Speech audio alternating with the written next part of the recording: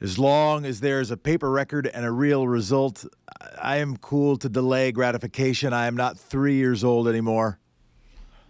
As addicted to social media dopamine hits as I otherwise might be. But there is an app for that. The call-in number is 202-808-9925, 202-808-9925. NBC News and Washington Post reporting that social media was flooded with conspiracy theories, many of them pushed by conservative, can we even call them conservative? Reactionary, alt-right, pundits, Mike Cernovich, Donald Trump himself. But we don't know who in Iowa. If we learn it during the show, we will share it with you. And we'll be doing a straw poll. We'll be doing a straw poll about whether or not there should be an Iowa caucus. Here's a case for the caucus. An argument in favor. Not an argument in favor for the app. Not an argument in favor of having to wait till the next day. And we shouldn't freak too much out about it, right? Because there's a paper record. It's only in the modern era of I get every single thing right now, unless I might have to wait a day because I ordered it online, that we expected to get everything right away. As long as there's a paper record, as long as I took pictures of this stuff, as long as they just have to do the math and it's the hold times are long to call them in. Somebody has to ride around on the Pony Express to collect the pieces of paper. As long as there is a record, we'll know. Whoever won lost something. Whoever won did get, it was a bummer for them. If Pete Buttigieg, for instance, did get the most votes, as he seemed to suggest, then it's a bummer he didn't get his moment to be the only one to give a victory speech, because we essentially saw 5 kind of victory speeches.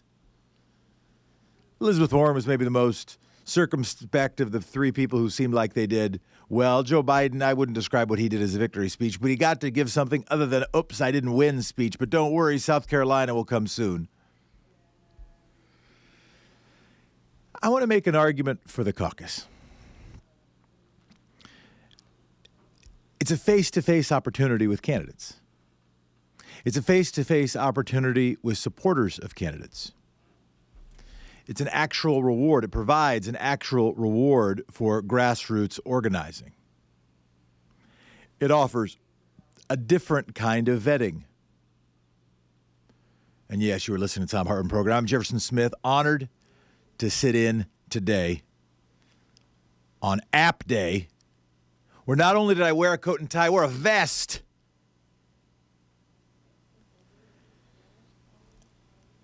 My wife works at Oregon Health Sciences University.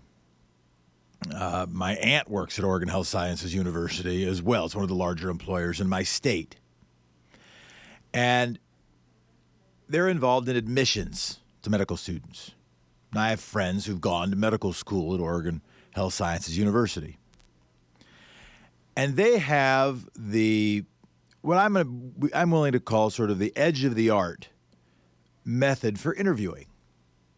It's called MMI, which I'm pretty sure stands for multiple micro interviews. What we know from interviewing people is that the interviewer garners most of their judgment about the interviewee in the first about a minute. And their diminishing marginal returns the longer the interview goes. That doesn't mean they learn less. It just means the rate at which they learn more goes down. If you have a 1-hour interview with one person, how much more you get in the last 10 minutes?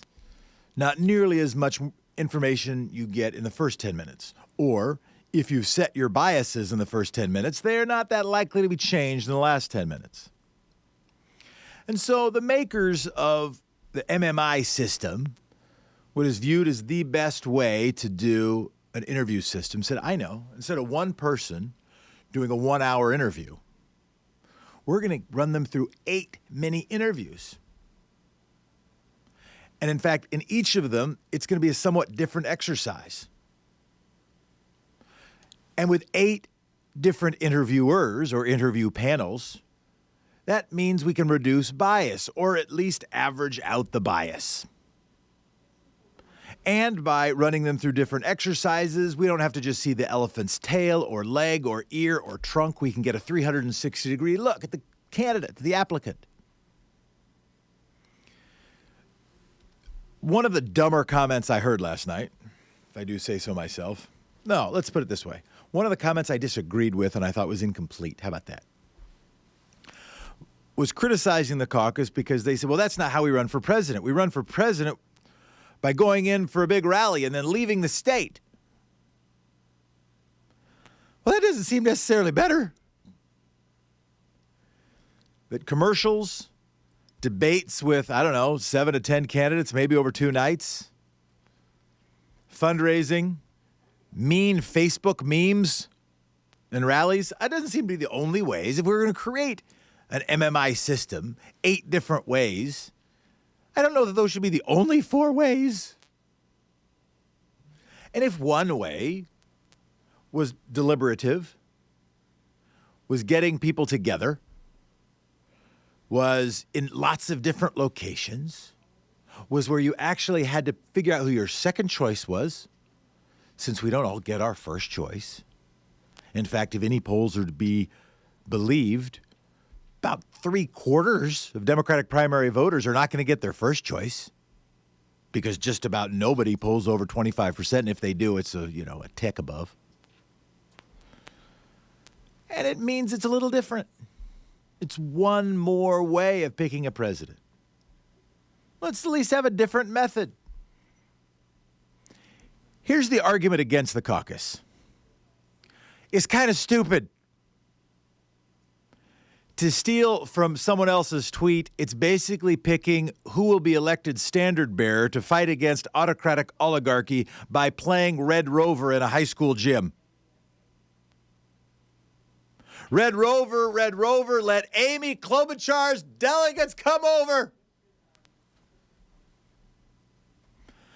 Also, here's a number that matters that we do have.